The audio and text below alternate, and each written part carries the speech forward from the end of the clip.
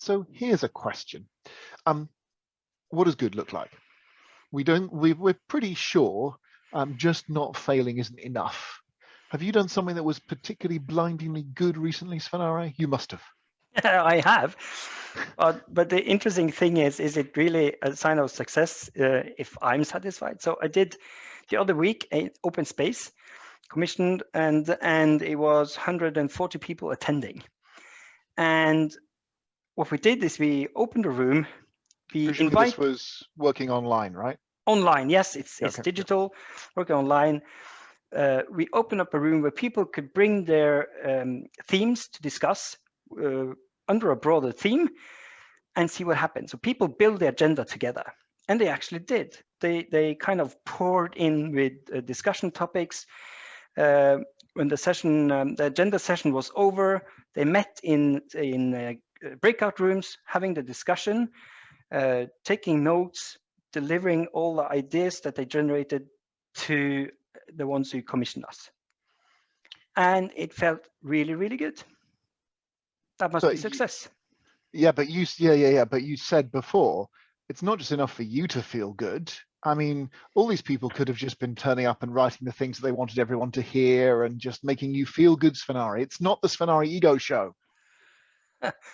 Oh, I agree. So what we actually did this time is before, when we planned the session, we put down a couple of stuff that we would aim for as success, because the goal was to generate ideas for those who commission us.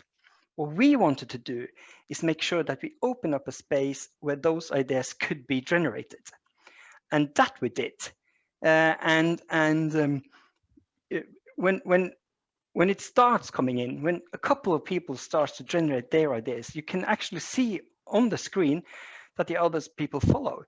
And the diversity among the subjects, I think it clearly shows that this is what they actually wanted to discuss. And in open space, you choose yourself which theme you want to discuss. And that means that when you see that the groups actually get visited, there is an interest for that discussion. Because I guess open space, you facilitate the participants to create the meaning, create the space and do it. Isn't this just a way of being slopey shouldered and delegating responsibility to the people that you're there? And maybe these people do attend the workshop and enjoy it and talk about stuff that they like with each other. But what if in a week's time, this doesn't make a difference? I work internally in my university most of the time, and I could run all of the wonderful sessions in the world that people could leave feeling happy and score me high on Net Promoter Scores. But if my institution doesn't improve as a result,